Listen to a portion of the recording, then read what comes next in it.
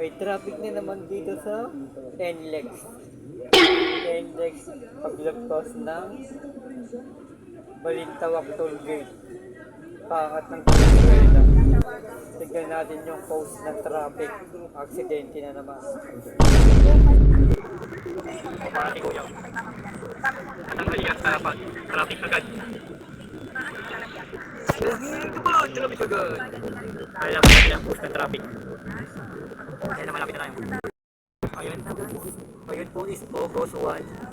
August 1, 2:35 PM ng hapon.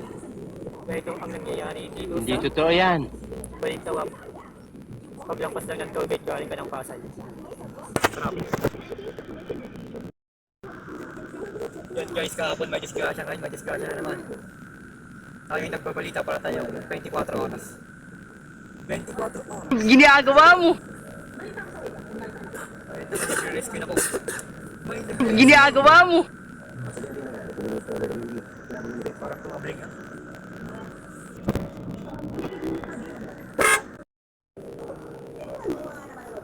Ayun na po, parang tataas na po yung matumbang kotse. Tinataas niyo yung tumbang. Tumbang.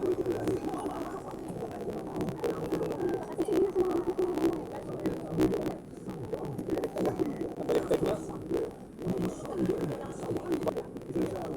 Kaya guys, ingat lagi sa daan. Mahirap sa daan. Sundin yung mga speed limit. Speed limit sa bawat daan. Kaya dito dapat is 60. Wow naman! Wow! Wow! Ayun, buti na lang na wala. Tapos na ang laban. Nabaliktad na yung kotse. Nabaliktad na ang expander.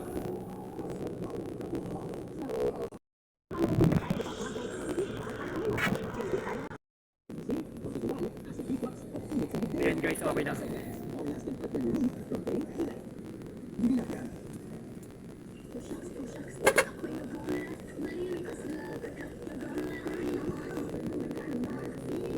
Ayan guys, malapit na tayo sa disgrasya. Mga expander nga yun. Expander.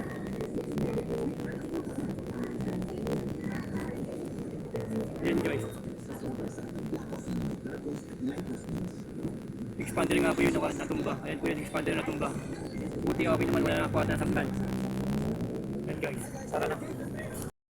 Tapos na tayo sa disgrasya. Kalapos tayo sa disgrasya kaya laging mag-ingat sa daan. Bago bumiyahe, manalangin palagi. That's all. Thank you.